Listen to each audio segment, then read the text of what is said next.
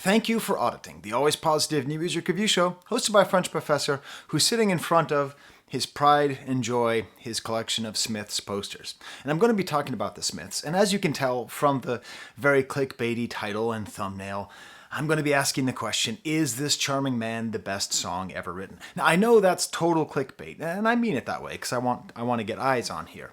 But part of it is to draw in people who don't know about the Smiths, who maybe know the song from a TikTok or something and want to know more about it. That's great. But if you are like me, a Smith superfan, this is also going to be a very deep analysis of the song. I'm going to be putting forth what I believe to be a first theory, which is that their first album, The Smiths, where this is found, is a unified story. I'm going to try to tease that out. And also this song, like many Smiths songs, the Morrissey songs, is filled with intertextual moments. It's well known that there are 3 movies that this song references, and I watched them all. And I'm going to describe to you why those movies, what do they do. If you haven't watched the movies or taken them very seriously, you might just be tempted to think, oh, that's just Morrissey, he's just throwing out these lines. No, they are all connected. Orpheus, Sleuth, A Taste of Honey are essential to understand this song. Now, I've said the word Morrissey, so I have to give you my little quick preface here because what's happened to Morrissey is quite sad. I've talked about it before. He was once the voice of the marginalized, but over time, he became old. And as he became old, he took the side of the marginalizers. He was the savior of the bullied. That's part of the reason why people love him all over the world.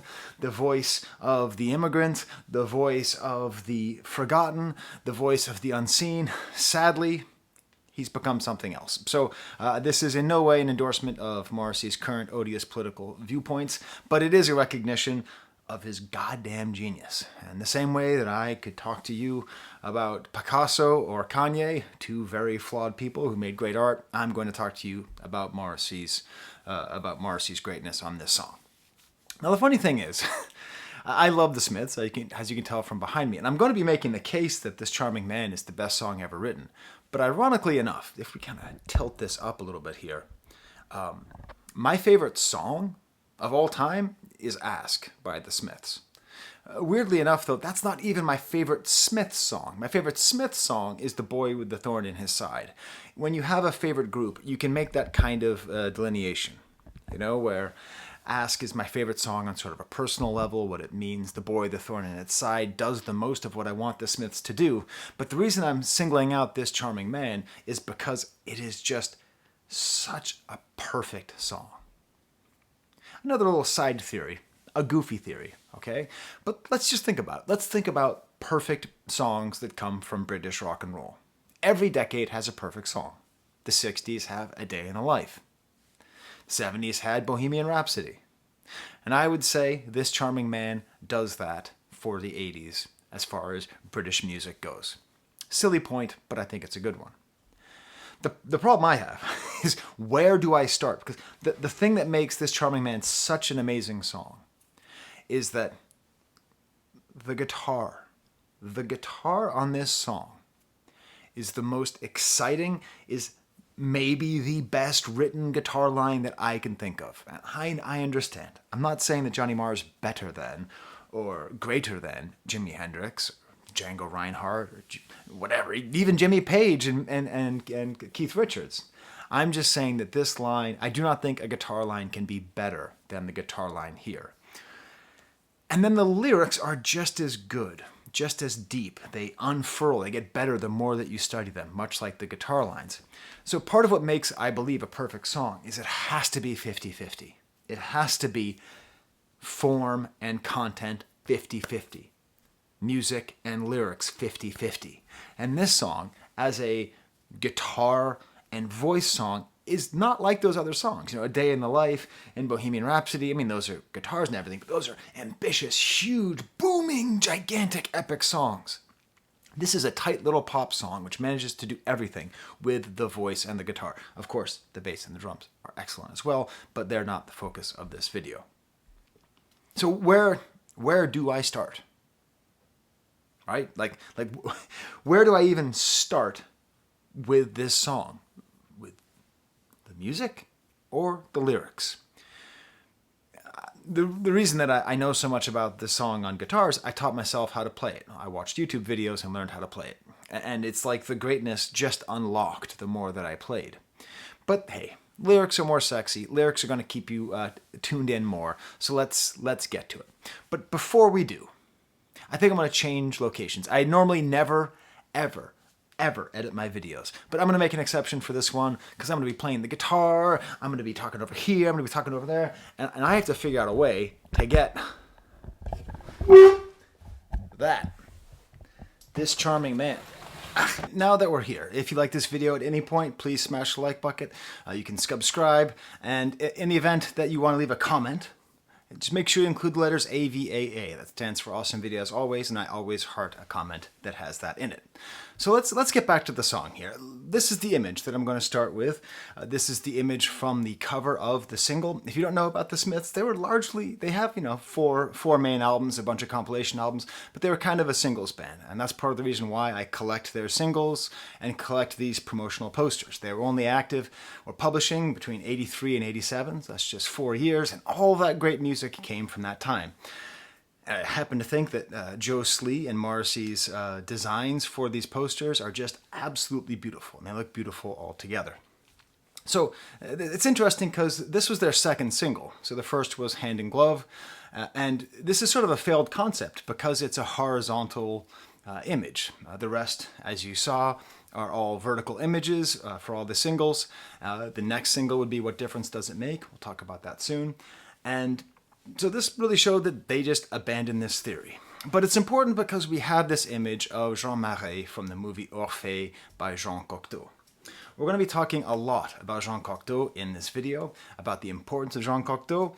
Jean Cocteau died in 1983, so it was a very big deal, especially amongst poetic and gay circles. He was a very important gay filmmaker and poet and sort of Renaissance man of the 20th century. And right as he died is right as the Smiths rose to prominence. And this image, I'll talk a lot about this image, but I want to talk a little bit about Jean Cocteau's thoughts anyways, because part of what makes this song so beautiful, part of what makes this song so beautiful lyrically is that I shouldn't be describing it. The way that the words are put together, it tells a story that sort of defies interpretation. In some ways, I counsel you not to listen to my analysis because it just, there's all these lapses in narrative. There's all these little moments and these turns of phrases that it can mean so much to so many people. So what I want to do, I'll put on my glasses here. Crooked glasses. I have two glasses. One pair is not crooked, one pair is crooked. These are the kind that Toby chewed up. It's okay. Marcy would approve of messed up glasses. So I'm actually going to be reading from this book, The Art of Cinema by Jean Cocteau, which I have in English. I don't know why I don't have the French version. I must have bought it in Boston at some point. And I'm going to be quoting him talking about the movie Orphée, okay? The movie which Morrissey chose to represent this song, for reasons which I'll get into. But right now I want to talk about the folly of this entire process, okay? So this is how he describes the art of describing poetry. Beauty hates ideas. It is sufficient to itself. A work is beautiful as a person is beautiful. The beauty, I mean, causes an erection of the soul. An erection is unarguable. Facts. Okay. An erection is unarguable, much like blushing, right? It's a physical reaction which defies thoughts and ideas. Any boys who went through middle school can tell you that's very, very true.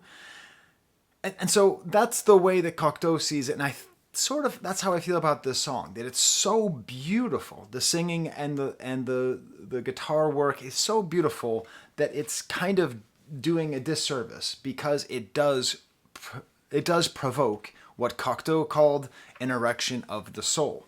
Feel free to tell me in the comments what music gives you an erection of the soul. Do you get why that's a great line? I know it's funny because I said erection, but do you understand how great Cocteau is for that description? Like an uncontrollable arousal of the soul? Beautiful. Beautiful work. And then in a similar way, he talks about how disappointed he was in a critic. I was quite stupefied when, one Sunday in the country, I heard someone discussing Orphée on the radio.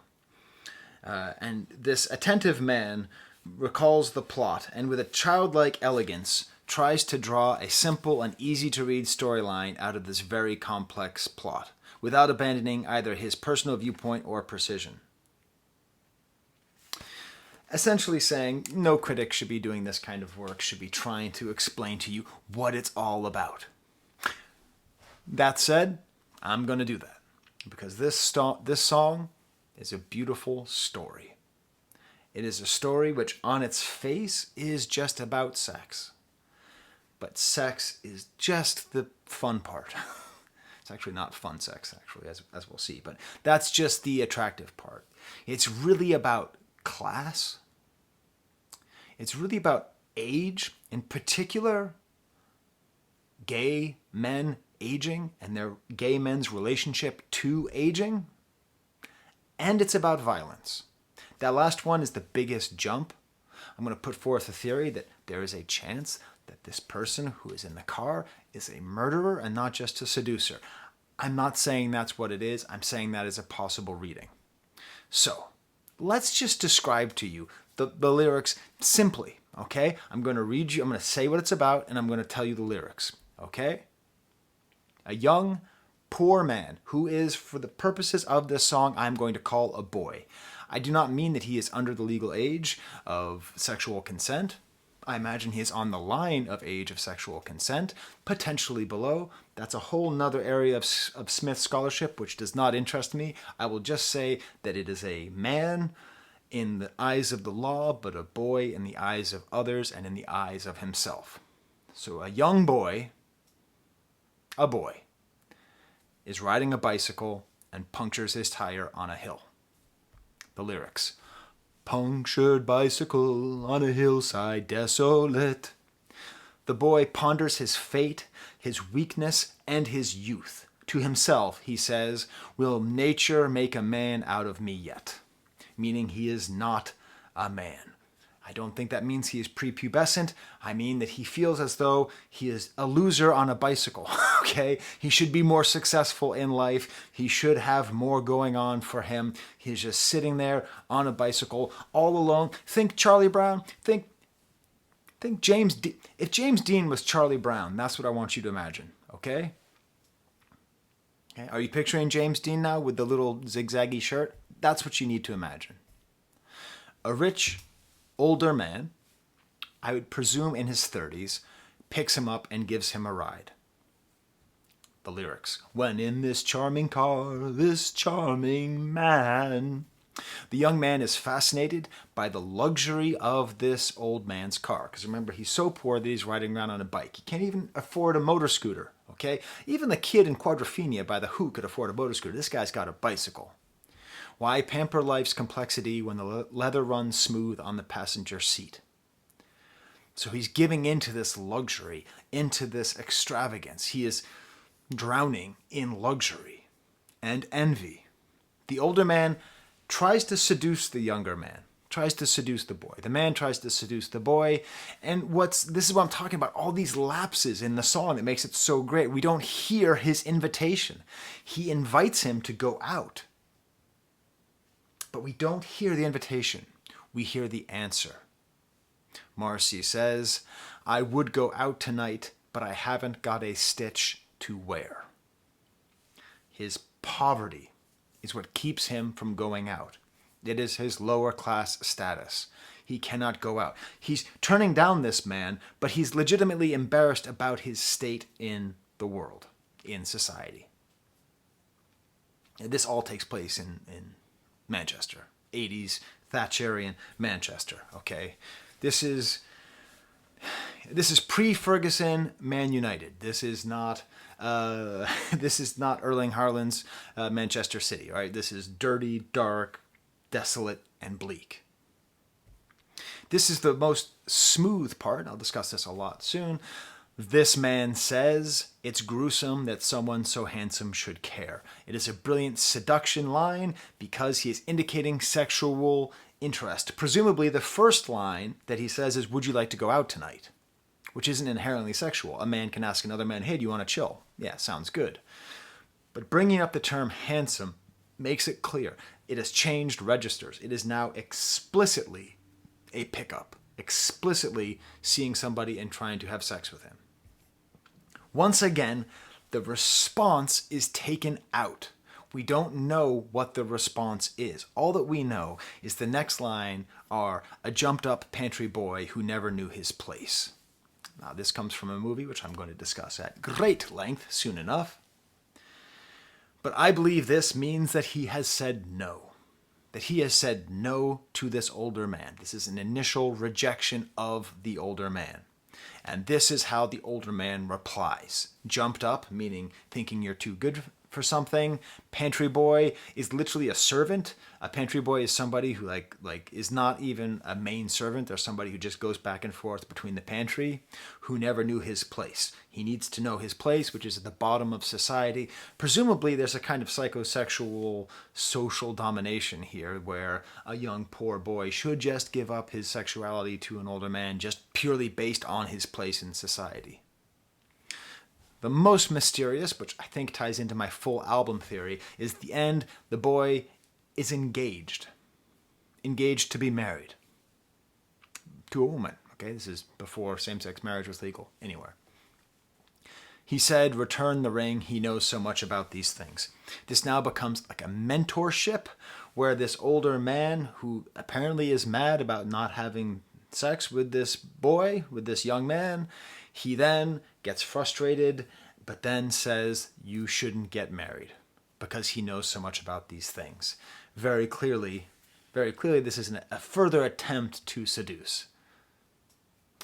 So that's the initial take. But let's dig, shall we? Let's get a little deeper into each of those lyrics. Some of those lyrics repeat to the end of the song, okay? Punctured bicycle on a hillside desolate. Just that line is the entire game of Morrissey's songwriting. He uses words that other singers are afraid to use. He uses this tone, this imperious, foppish way of singing.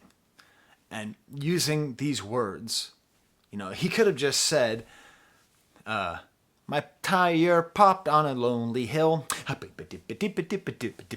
right? But no, a punctured bicycle. It's not even the bicycle tire. He's such a slave to the rhythm, such a slave to the meter of this line that he calls it, the bicycle is punctured on a hillside desolate. It's almost like through metonymy. That's where a part represents the whole. It's almost like through metonymy, he himself is punctured because it is actually a tire. No, it is a tube. It is a tube inside of a tire is punctured. But in this song, the bicycle itself is punctured, and I would go further and say that the rider himself is punctured on a hillside desolate. Strange word order. This announces that we are in the poetic register. He is not trying to sing the way that we speak. He is trying to sing the way that you write. Will nature make a man out of me yet? True story. I didn't know what puberty was. I didn't understand. I legitimately didn't know when I went through puberty. I didn't know. I thought that something was going to happen. The changes that happened to me happened so gradually that I thought that it wasn't it.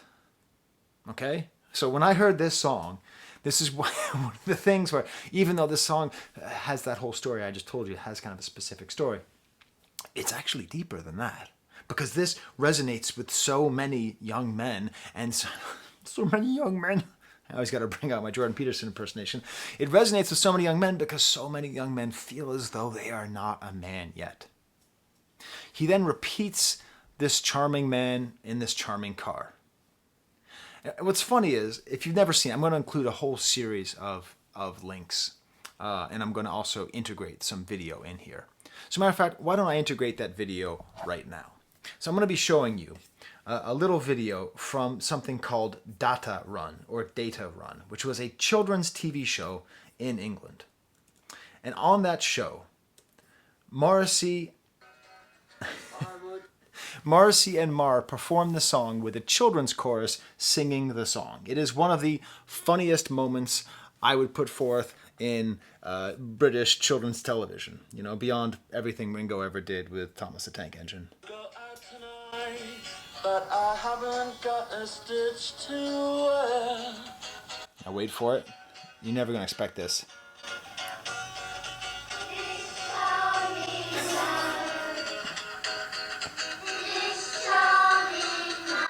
They're not quite on key. And here Marcy explains the song. It's about being charming, which so very few people are these days. I think it's nice to instill these words into people's brains, and who knows, it might rub off on a new generation. We don't have to be violent or ugly or arrogant, just be charming. And what a pleasant world that would be.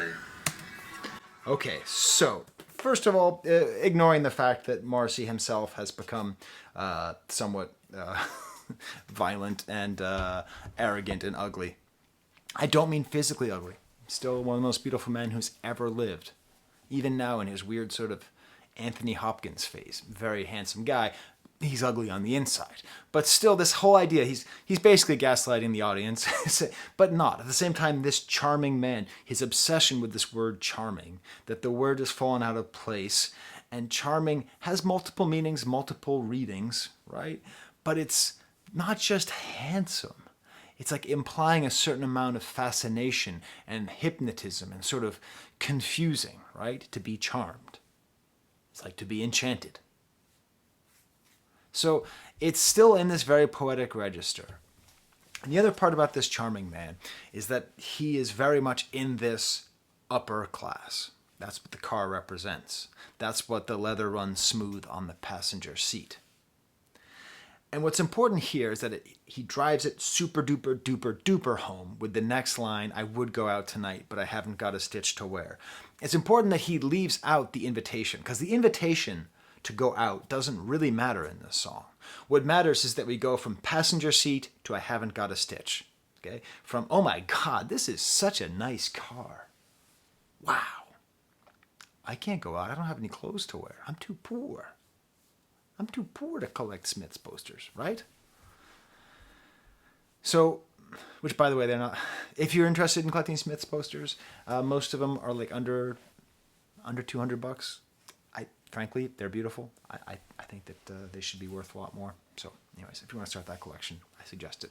But it's important that it goes from passenger seat straight to I would go out tonight, because now we're in the first real bit of intertextuality. Intertextuality is a term that was created by French and Bulgarian literary critic Julia Kristeva to refer to when a piece of media refers to another piece of media. She meant it in terms of books, but it can apply to anything. Okay, so when Spider-Man talks about Empire Strikes Back and the Avengers, that's intertextuality. And this right here is a kind of intertextuality. So, this is, okay. 1 second. I need to edit again. I needed to edit again because I needed to show you this. This is a poster for the American release. It's a compilation album called Louder Than Bombs. My personal sort of favorite Smiths album to listen to growing up. And yes, it is also landscape as well. It is the only other landscape poster up here, although it's for an album, not for a single. And that woman on the cover there, that woman smoking the cigarette, is a very important woman to the Smiths and to this song and to Morrissey. Her name is, and I'm going to mispronounce this, Skye? So it's Shelagh.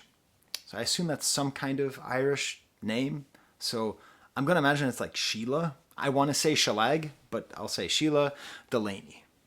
She was a playwright who is essentially Morrissey's biggest influence. And I'll talk about that soon. Essentially Morrissey's biggest influence because she wrote, she's from Salford, part of Manchester, and she wrote about working class people and working class lives. And there's an interesting interview with Morrissey on the South Bank show from 1984. I'm going to show you that video as well. And in this video, he explains the importance of Sheila Delaney? Shelag? Sheila. Quite specifically, films from the early 1960s, such as A Taste of Honey. A Taste of Sunday morning. A Taste of Honey is a play written by Sheila Delaney that is the film which this line comes from. We'll talk about it in a second. Films with a common thread, I would say.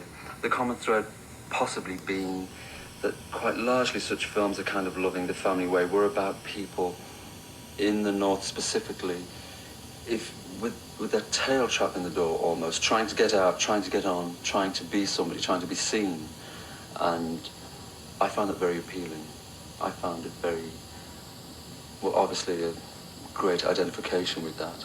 So this attempt by Morrissey, all the way back in 1984, to find this parallel between her work and his work is really worth studying, especially when we understand that this line, "I would go out tonight, but I haven't got a stitch to wear," is actually a paraphrase from the cinematic interpretation of the Taste of Honey play. So I'm going to show that for you as well. You're going to notice it's not exactly the same thing, but here we have Joe, J-O. Interestingly enough, I've had one friend from Manchester, and her name was Jo as well. I didn't ask her about this. Who is the poor, working class protagonist of the story, talking to her more well-to-do friend at school. You're not much good at netball, are you, Joe? No, I'm bad on purpose. Are you going dancing tonight? I can't. You never go anywhere, do you? I haven't got any clothes to wear for one thing. And for another. Okay, so that's not exactly "I would go out tonight because I haven't got a stitch to wear." Morrissey actually made it more poetic, and I think he made it more poetic on purpose because Delaney, right, is writing in such a way where she's trying to imitate the way that people actually speak, right? Whereas in... Then we have the line where the man tries to pick him up. It's gruesome that someone so handsome should care. I have a fair amount of experience of guys trying to pick me up, and especially when I was younger. I remember one time I had just shaved, and in general I look better with a little beard on, but I had just shaved, so I looked stupid young. And this man walked down the street and said to me, "Do I know you?" And I was naive, I didn't know what he was doing. So I was like, "I don't think so, friend." He's like, "I think I know you." I was like, I don't think so. I don't think I've ever met you before." "Well, the least I could do is buy you a coffee." To which I responded, "Okay." So we went down Charles Street to a little place and had an espresso. And I thought maybe something was up, but I didn't quite know. But the way that I understood that he was trying to pick me up is he kept on mentioning my girlfriends. He said, "You must have a lot of girlfriends. You must have a lot of girlfriends. You must have a lot of girlfriends." Anyways, I mistakenly gave him my phone number. I wasn't interested. Nothing ever happened. But the point is, this kind of writing is actually Morrissey not being... I mean, he is being poetic because he's saying it's gruesome that someone so handsome should care. He's doing that thing that Morrissey does where he writes these words that just go so perfectly together. Gruesome and handsome. Those words, they just... Gruesome, handsome. Oh my, just so perfectly together. But also, this is realistically what it is like to be picked up, because I don't blame that guy, right? You don't assume statistically 10% of men are gay. How is he supposed to know if I'm just too stupid to know I'm being picked up? So he had to keep on testing the waters to see. That's what this is. This is a testing the waters line. And then we get to a jumped up pantry boy who never knew his place. Now, every single Smiths fan in the world will tell you that's a quote from Laurence Olivier from the 1973 or 72 film Sleuth. Okay, good. Good for you. But did you watch the movie? Because this is where things get interesting. The movie Sleuth. I'm not going to spoil the whole thing because it's got so many twists. I'm just going to spoil like one of the twists. So if you've never seen it, it's available for free in its entirety on YouTube. Pretty cool. Pretty cool. That's out there. Shh, don't tell the copyright goblins. But it's out there. Okay? It's about Laurence Olivier, a dignified, rich writer, older writer, meeting with Michael Caine, who is at this point young. Mr. Wayne, he's young. An older man and a younger man. And the older man is rich and the younger man is poor, which becomes clear as we lead up to this line, jumped up pantry boy who doesn't know his place. This is like the most crucial line in the movie, the most crucial point in the movie, where the mask is revealed of Laurence Olivier's character, the older man. Okay, so this is what it's about. So they meet and they start talking about it, and there's all these little indications where Laurence Olivier's character keeps on talking about how he will never make television because that's just for the people, and it's detective stories are for the noble mind because he's a writer who writes detective stories. Throughout the whole movie, he imitates working class accents, and as time goes, he just keeps on in like showing his contempt for people who are lower than him in the social strata. It's worth mentioning he's quite fey the entire movie. He has a little fine mustache. He's wearing an ascot, and this story ends up being about, it's a sexual story. Okay, this is my reading. I'm sure I'm not the first person to say this is a gay story, but oh my God, is it a gay story? These guys are Eskimo brothers, okay? Olivier's wife is Michael Caine's lover. All right? So that's what this whole movie is about. They're both boinking the same lady, to use the clinical term. They're both boinking the same lady, which of course creates a kind of sexual connection between them. And the whole movie has this dynamic of the older man teasing, exerting his dominance, and in a way seducing the younger man. Olivier in the movie is this charming man, and Michael Caine is James Dean Charlie Brown Morrissey, is the younger man without means. This gets super stupid, explicit. I just can't believe how awesome this is. All right? Olivier starts asking him because basically Olivier is pretending or is saying that he wants, because he has his own mistress, he wants Michael Caine to take his wife off his hands. And he's trying to see if he's a good enough man, if he's rich enough. So he asks about his upbringing. Morrissey is a first-generation immigrant, okay? Both of his parents are from Ireland. They moved to the north of England when Morrissey, a year before Morrissey was born. That's part of the reason why Morrissey is able to speak for immigrants, and him being an anti-immigrant bigot is so goddamn heartbreaking, okay? So, that's who Morrissey is. Morrissey grew up feeling like he wasn't British enough, feeling like with his name, Morrissey, which is a very Irish name, always feeling alienated. And if you're American, you can't possibly understand.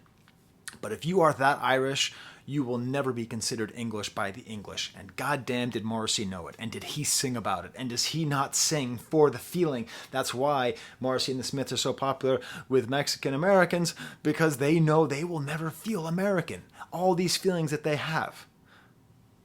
Michael Caine's character in this movie is a first-generation English immigrant. His father is Italian. He's a watchmaker.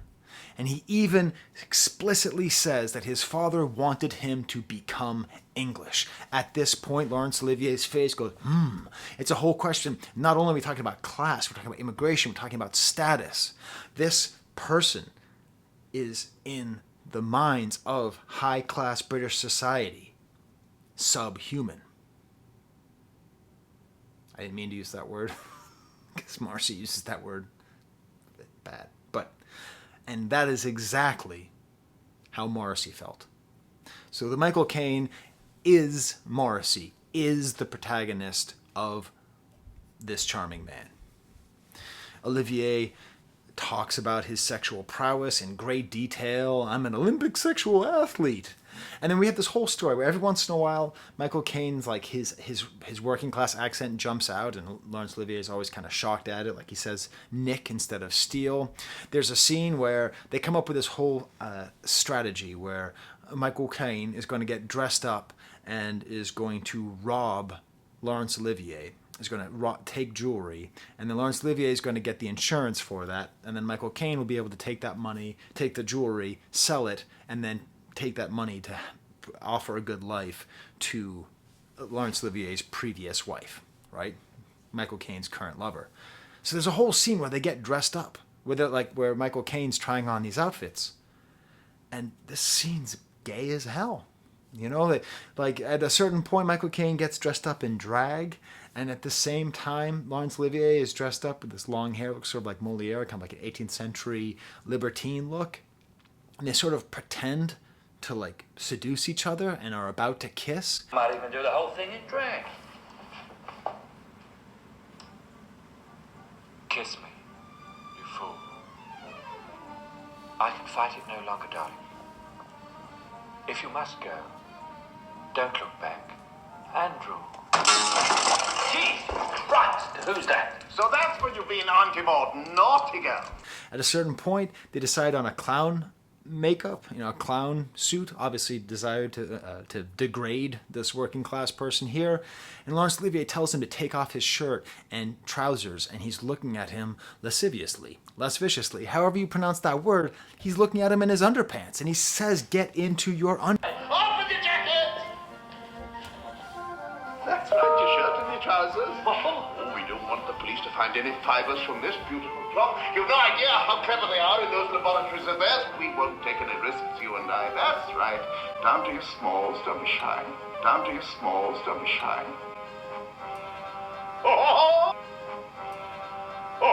Underpants. It's a very, very important sexual scene. Now, this is where the turn happens. The turn happens that the idea was never that he was going to let him steal. The turn is, at least at this point in the movie, that he is trying to set him up. That he is going to murder his wife's lover. Okay? So the robbery has happened. They've made it look like something's happened. Laurence Olivier, the master writer of detective fiction, comes up with the perfect idea how to kill his wife's lover without getting caught. Right? That's the great dream. So, let's watch this scene, because this is where the mask truly comes off. This is where Laurence Olivier, this charming man, has complete control. The boy, will nature make a man out of him yet? Michael Caine is down there, like literally lower as they go up the stairs, and he has the gun in his hands and is about to shoot him. That's not the end of the story, so I haven't ruined everything. You have to keep watching. Let's watch the dialogue where we see his true contempt and hatred for this attractive, hot guy, and he's going to describe him in very sexual terms. It's clear that Laurence Olivier would like to, technically speaking, boink Michael Caine as well, not just be Eskimo Brothers. Here we go. I hate your smarmy good looks and your easy manner. I'll bet you're easy in a ski lodge, easy on a yacht, easy on a beach. I knew you'd wear a gold charm round your neck. And I'll bet your chest is hairy and in summer matted with sun oil. Above all, I hate you because you're a culling, blue-eyed wop. Not one of me. A creeping, hairdressing seducer of silly women. A jumped-up pantry boy who doesn't know his place. Did you really believe I'd give up my wife and jewelry to you? That I'd make myself that ridiculous? Why not? You're not in love with her? Okay, so that is where we have the actual lyric from the song, right? A jumped up pantry boy who doesn't know his place is the real lyric, and in Marcy's it is who never knows his place. But it's this insane anger, this insane rage at this young man, which I think is after, in the song, going back to the song, where he shuts him down. We then get to this point of he said, return the ring. He knows so much about these things. This is where presumably the conversation keeps on going. I don't think it's linear. Beauty hates an idea, okay? So Beauty hates my idea. The beauty of the song hates everything I've been saying. But this is where we get to the unified theory of this album. Okay? Are you ready for my crazy unified theory of this album? Let's get to it. I have to go back to the wall. So this is my theory. This right here is William. Now this is cover star Joe D'Alessandro, who is one of Andy Warhol's superstars. Interestingly enough, his crotch is the crotch on Sticky Fingers by the Rolling Stones. So he's one of like the main images of male sexuality of the 70s. And here he is. I'm going to call him William, okay? Because I'm trying to develop a theory of sort of who is this person? What is the name of the boy on the bicycle? I think it's William. Okay? This is the story. So he is a young poor man from Salford who's engaged to a fat girl who meets a charming man who tells him to return the ring. So I say that because now it's not on that album, but there is, I think the fourth single the Smiths ever released is right over here. William, It Was Really Nothing. This is actually the hardest one to find because he took this image from a commercial for a speaker, so it was out of copyright. So if you don't know, William, It Was Really Nothing is another brilliant Smith song, which actually featured on Hatful of Hollow, a compilation album. That's a tattoo of a Jean Cocteau piece of art. Anyways, so this right here, this whole story is about a man trying to encourage another man not to get married. When Morrissey talks about it, he says, there's all these songs about marriage and how great it is. We need a song of a man talking to another man about how not to get married. So how do we not connect that with this charming man? How is this not the same man? William is the boy. And in this song, William, It Was Really Nothing, we have Morrissey taking the position of Laurence Olivier, of being the older person, describing the uselessness of marriage. There were never any songs saying, do not marry, stay single, self-preservation. I thought it was about time there's a male voice speaking directly to another male saying that marriage was a waste of time, that it was in fact absolutely nothing. That's an interview. I got that one from Wikipedia. So in my theory, the way this all works out is they start an affair and it doesn't end well, or it doesn't go well for poor William. The first track on the Smiths' first album is called Reel Around the Fountain, which is a song, It's Time the Tale Were Told, of how you took a child and you made him old. I think this is the follow-up to the story. I think this is one reading of the story in which the man successfully seduces William. Let's call him Lawrence, after Laurence Olivier. Lawrence, or Andrew, after his character from Sleuth. Andrew successfully seduces William. They break up the marriage. William, It Was Really Nothing. He's no longer engaged to a fat girl. He has returned the ring, as it is in This Charming Man, and this relationship is fundamentally abusive. It was based on an inequality, and in Ring Around the Fountain, it's very clear that it's not a loving relationship. It's an abusive, tough relationship that made him old. Alternate theory, sort of like Legend of Zelda here, dividing timelines. What's another possibility? What's another possibility that could happen here? I think this is William as well, by the way. We call him Naked Butt Dude in my house. What's another possibility of what happens? A jumped up pantry boy who never knew his place, and then Laurence Olivier shoots Michael Caine. This is what I'm talking about, the violence. How are victims chosen by predators? They're chosen because they are lonely, they are poor, and they are alienated. William is a perfect victim of a serial killer. The kind of serial killer that you might see in a movie like, The Collector. You ever see The Collector? Oh, it's a really cool movie. Morrissey very clearly loves it because that is a still from The Collector. I always thought he was holding a glass of milk. It's a chloroform rag. He's about to kill somebody. He's about to pin and mount them like a butterfly, which is a reference to the movie The Collector from track 1 of the Smiths' Reel Around the Fountain. Okay? It's all coming together here. This is the other possibility. Andrew is a killer.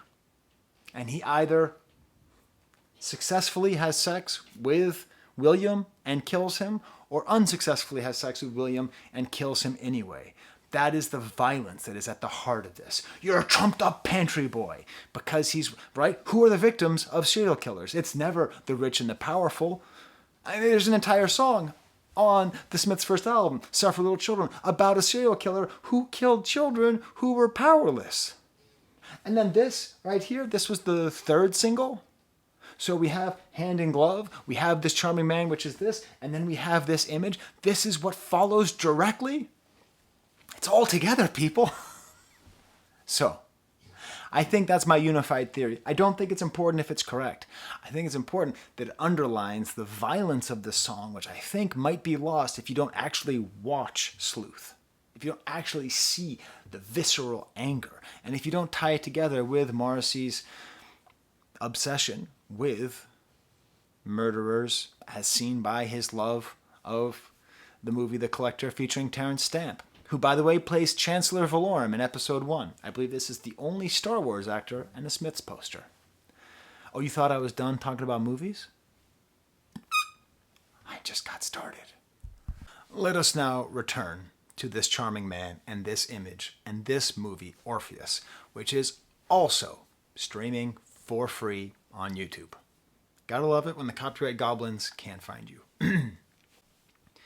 If you don't know, Jean Cocteau, who I've already mentioned, is a very important gay writer and filmmaker and poet. This handsome young man, or handsome middle-aged man, is Jean Marais, one of the primary idols of post-war France, pin-up idols, one of the most beautiful men in the world, who also happened to be Jean Cocteau's lover. Okay? Okay? So that's who that is. Okay? Jean Cocteau was older than him,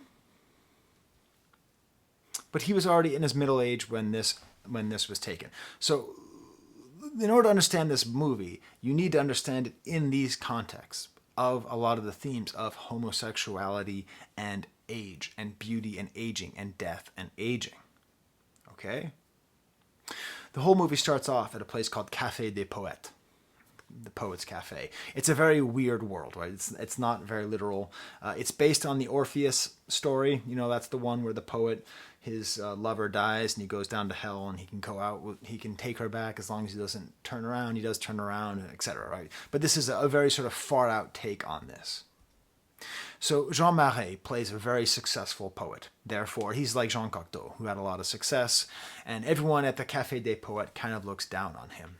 And there's this fascinating moment where he bumps into a young poet, a young, handsome, hot poet. Okay? They have this moment, and a moment that I think can only be read as a mirror moment. Why is that there? I don't need that. What's that? Okay, so we have the older middle... Why is that there? I don't need that either.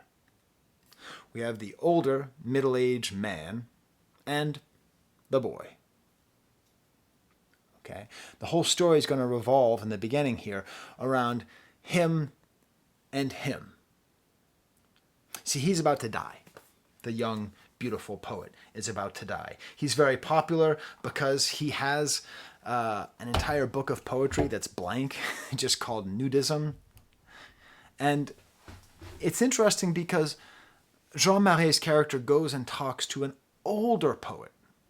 And all of these guys are coded as gay, and it makes sense because Jean Marais is gay, and because Jean Cocteau is gay, and this is his avatar in the movie, right? And he's there, and it's very clear that this poet has this kind of hierarchy where that young guy is the hot newness, he is the aging oldness, and then there's an older poet who hasn't written for years. And it's this whole meditation where we have these men who look like each other at different ages. Now, the young man dies and the figure of death appears. It's a very far-out story. Again, I really suggest you watch it.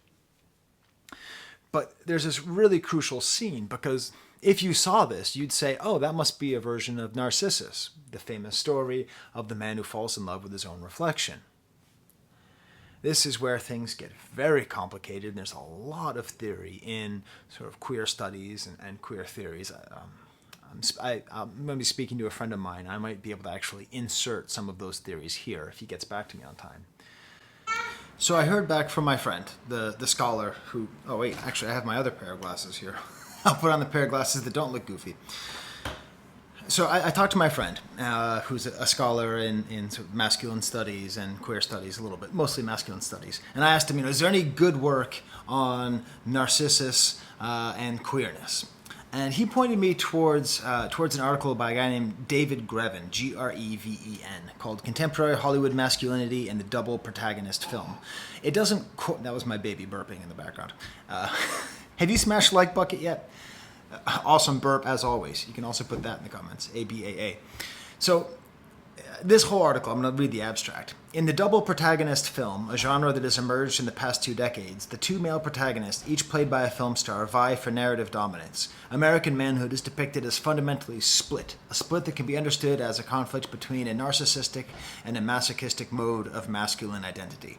So he's talking about like Dominic Toretto in Fast and the Furious, obviously Brokeback Mountain, all that stuff. But I think we can see that in these movies that I discussed as well. In Sleuth, even in Orpheus to a certain extent, and definitely in the song This Charming Man. We sort of do that. But the most useful thing that he did was he sent me a very good classic retelling of the Narcissus myth. And I think just reading this in the context of Orpheus and Cocteau, it should be pretty clear. This is the retelling by Robert Graves, which my friend sent to me. At first, he tried to embrace, and this is Narcissus seeing himself in the pool of water. At first, he tried to embrace and kiss the beautiful boy who confronted him, but presently recognized himself and lay gazing enraptured into the pool, hour after hour. How could he endure both to possess and yet not to possess? Grief was destroying him, yet he rejoiced in his torments, knowing at least that his other self would remain true to him, whatever happened. You don't like me retelling stories? Okay, I'm just going to make this one last point.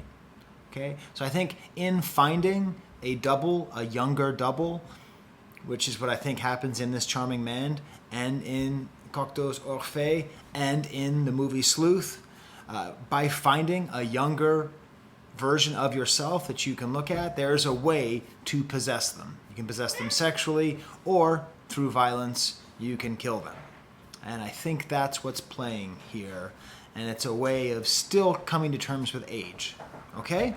Is that good? I'm going to let you out of your high chair, and we'll get back to the rest of the video. But obviously, if you are in love with somebody who is your same sex, it is possible for that person to look like you. And Jean Cocteau himself actually writes about the importance of mirrors in this movie. God damn, these glasses. I look like a fool. On page 161, I believe, is where I wrote it. Nope, it's actually earlier than that. It's about what this movie is about. 3. Mirrors. We watch ourselves grow old in mirrors. They bring us closer to death.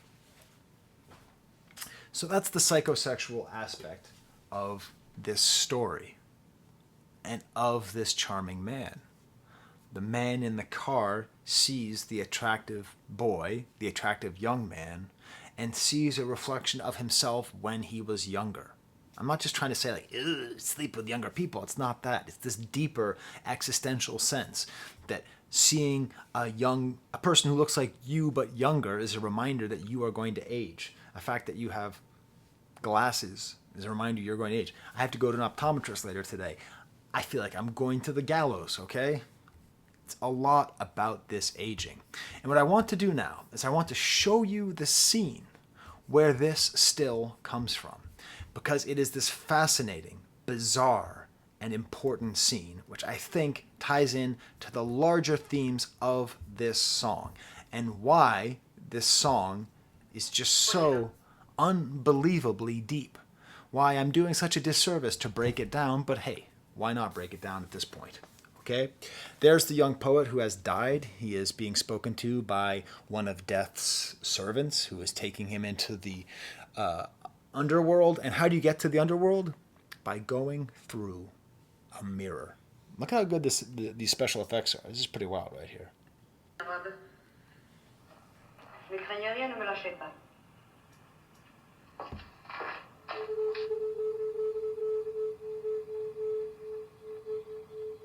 There's Marais.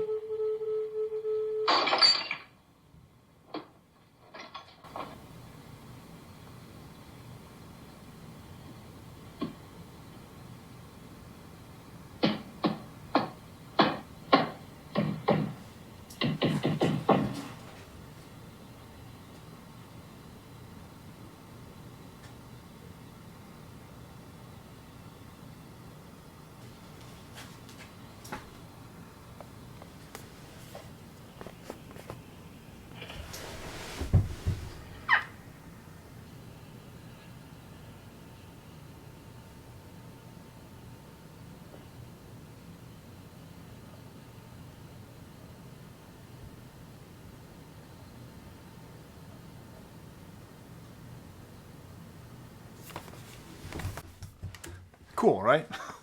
Now, obviously, that was a still, right? That wasn't taken directly from the movie. That was a sort of a stage shot representing this scene. But that's where we are. That is the cocteau-ness of this song, where this charming man is trying to seduce, much like the same way, right? Like, it's never explicit that Maret's character is attracted to the younger poet. But the younger poet reflects him and reflects his youth in the same way that the mirror does. And just as Cocteau explained, right? Mirrors is how we watch ourselves grow old. Picture of Dorian Gray, obviously, Oscar Wilde, all kind of tied in there. They bring us closer to death, and this is how he actually gets to death. So if this charming man successfully sleeps with, or I would argue murders, William, the young man, then he will somehow have some kind of victory over the mirror that is bringing him death. I think that is why this image, this Narcissus image, is truly an Orpheus image, Cocteau's Orpheus and his meditation on aging and sexuality. So that was the music. I mean, that was the lyrics. See, I'm not... You know what I hate? I hate watching YouTubers who edit and they leave in mistakes. It's like, listen, I leave in mistakes because I don't edit my videos. Normally I'll talk for an hour and a half and not hit cut once. But they like leave it in, like, oops, my cat jumped on my face. It's all right.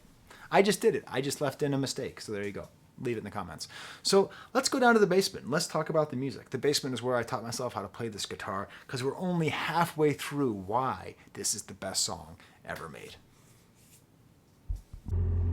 All right, so I just got out of my eye appointment. So I have like my pupils are like saucers. I look like Simon and Garfunkel. Darkness, my old friend. Everything's a blur. Life is a blur. It's going to be hard to do the second part of this video and get it out tomorrow, but I'm going to do my best.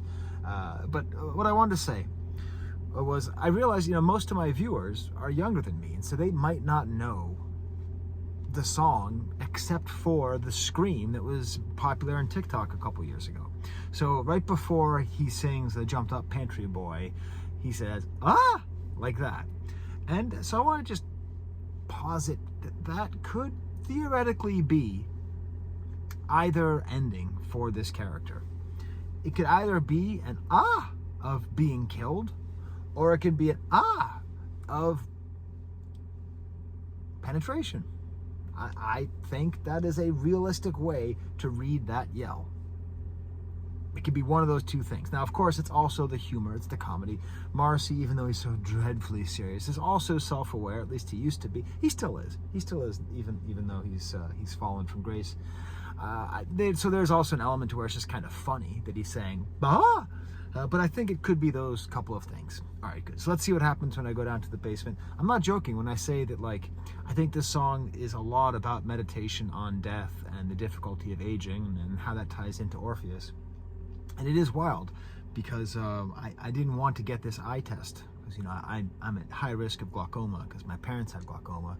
My parents are, they've passed, and I associate old age with going to the eye doctor and having this blurry eyes, It's tough.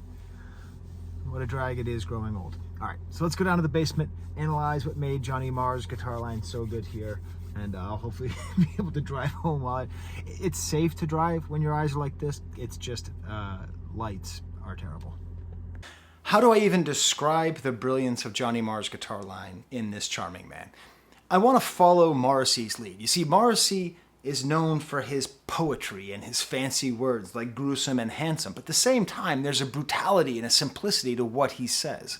Without it, it would just be all filigree, all doilies, all fine knitted little tiny things that look fancy and are in a museum. Underneath always is that semi-rockabilly punch you in the face, this is a sex song feel. So it can be gruesome and handsome and brutal at the same time. When you study Johnny Marr's guitar work, it's the same thing. If we take this song as an example, the bass chords.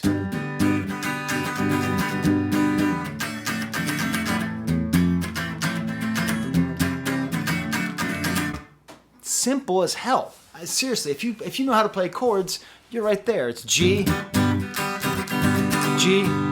D, A minor, C, D. Super simple. Oh, by the way, I'm a bad guitarist. Don't worry about that. I know I'm a bad guitarist. I'll talk to you about that in a second. But yeah, so that's how I first learned this song. I learned to play it, with my son who plays the drums over there, and I play and sing. It's just a way to help him learn. So that's the brutal chord progression, this simple chord progression. Anyone can play guitar, anyone can play that song. But of course, that's not what you think of when you think of this song. What you think of is...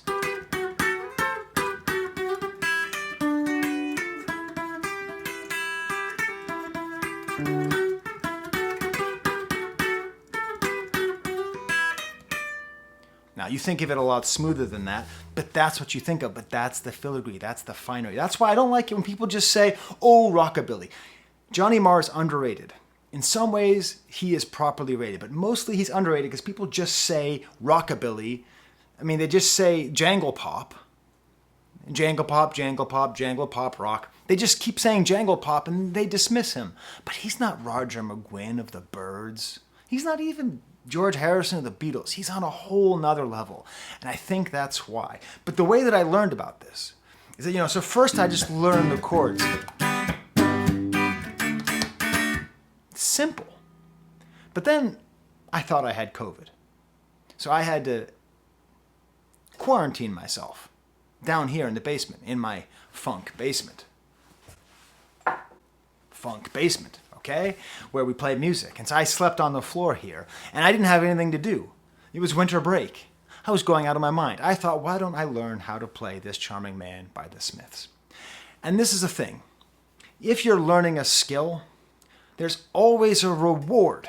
Maybe you're watching me and English is not your first language. A lot of people watch me say that I speak very clearly, and that helps. Well, good. I'm glad. When I was a kid, I used to mumble so bad, my brother had to translate for me. But when you learn English, there's a few rewards. Like when you really learn English, getting to read Shakespeare, getting to listen to Bob Dylan over there, really getting it, it is the reward. Me learning French, getting to read Madame Bovary, not in translation, getting to read the bizarre poetry of François Ponge, which can only be understood in French, and of course listening to absolute lunatic soccer commentators in French. All those things are my reward. When you learn how to play guitar, I've been playing for 30 years, more than 30 years, and I'm not very good. You just heard me. I'm hitting wrong notes all over the place. But this song is so good that it feels to me like it was my reward at the end of my guitar life. That this is it. This is all I will ever need to know. And it was the joy, because what you sort of react to, I think to a certain extent there's a, like that Cocteau quote, beauty hates an idea. To a certain degree, that the song is just so brutal. But when you learn these little elements, and I already just played the intro, and the intro is fine, but let me show you what I love the most. It's the way that the verse goes, the lead line of the verse goes. What you notice there is this open string, and that to me is the heart of the Johnny Marr brilliance. He's doing so many complicated things. You have to work so hard. You have to be so precise. You have to have your fingers do all sorts of things that I'm not capable of doing because I'm not a very good guitar player. But every once in a while, very often, he'll throw in that open string. That open string creates often a certain amount of dissonance and always creates, I guess that jangle. It gives you that sense, that feeling, that ringing feeling, that freedom. That's an open string.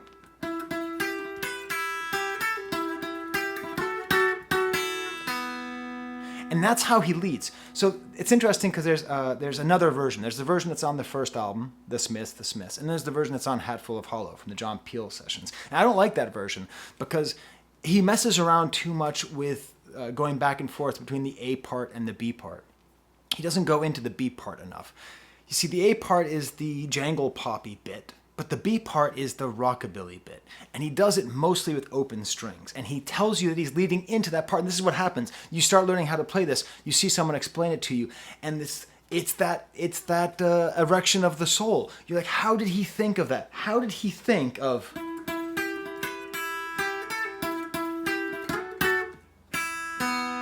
How did he think of those two goddamn notes right there? And when you listen to the song, oh, it's so poppy, it's so wonderful. La la la la la la la. It's a pop banger, no doubt about it. That's why they keep repeating all the words over and over again. La la la, throw the flowers around, Charming Grover. We love it. It's great.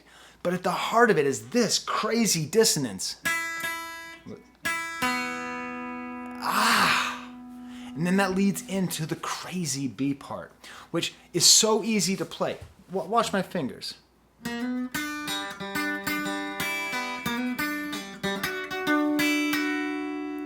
Very little is happening there because it's mostly with these ringing open notes. You see, there's just one, right? Did you hear how many open notes there are there? And then repeats. Do you hear how you're playing up here high? So once you go beyond the 5th fret, you're playing higher than the open string that is the higher string. So that's what it goes into. Absolutely gorgeous. And then the whole thing repeats again.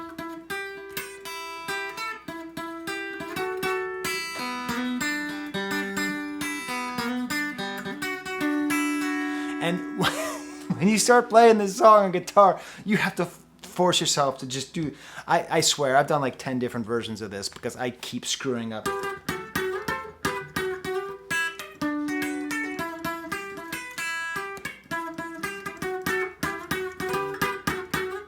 I can't get it to sound good, okay? I can't.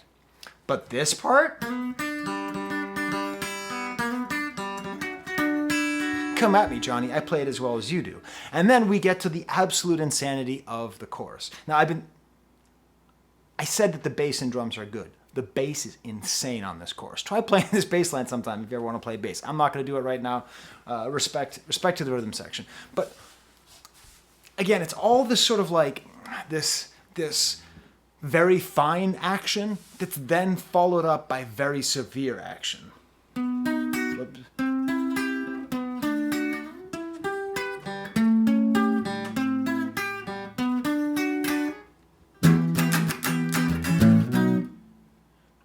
Do you hear that? So here's the simple, the sweet. Whoops.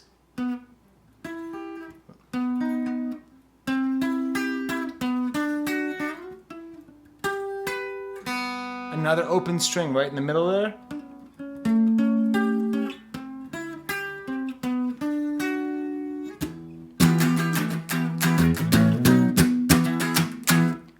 Right? So you're sitting there and it's the same way, like you're struggling and struggling and struggling. And if I practice this a lot, I could get it faster, you know.